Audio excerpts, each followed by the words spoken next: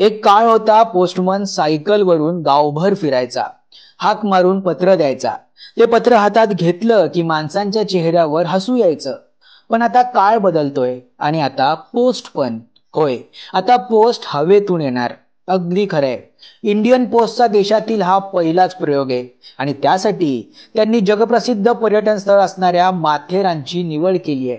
माथेरानसारख्या डोंगरदऱ्यात वसलेल्या शांत गावात आता ड्रोन न पार्सल येणार आहे. एकदम फिल्म सारखं वाटतंय ना? पण ही गोष्ट खरी आहे. आज 16 मे रोजी माथेरानमध्ये पोस्ट खात्याच्या नव्या प्रयोगाची पहिली झलक दिसली.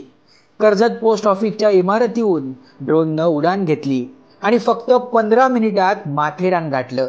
जे अंतर रस्त्याने जायचं म्हटलं तर साधारण 1.5 तास, पण हे ड्रोन वेळेला मागे टाकत 9 किलो 800 ग्राम वजनाचं पार्सल घेऊन माथेरानमध्ये लँड झालं. ही चाचणी यशस्वी झाल्यानंतर उपस्थित अधिकाऱ्यांनी जल्लोष साजरा केला. ड्रोन पाहण्यासाठी पर्यटक तसेच माथेरानकरांनी गर्दी केली होती. त्यानंतर माथेरान पोस्ट ऑफिस शेजारी असणाऱ्या फन टाइम रेस्टॉरंट समोर सगळ्यांचं लक्ष वेधून घेणारं हे ड्रोन पुन्हा आकाशात झेपावलं.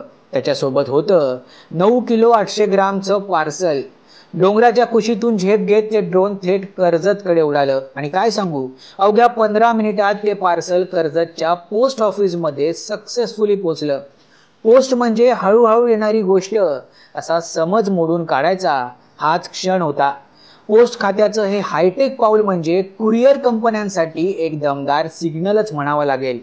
हा ड्रोन एका वेळी 20 किलो वजन वाहून नेऊ शकतो. याचा अर्थ भविष्यात घर बसल्या लोकांना गरजेच्या वस्तू आणि कागदपत्र काही मिनिटात मिळू शकणार आहेत.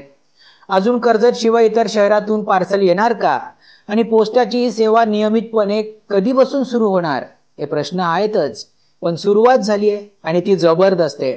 आज पहिली चाचणी पार पडली, उद्या आणखी एक होणार आहे.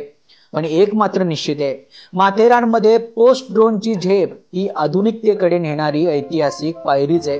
तर तयार राहा, तुमचं पुढचं पार्सल आकाशातून येताना पाहायला मिळेल.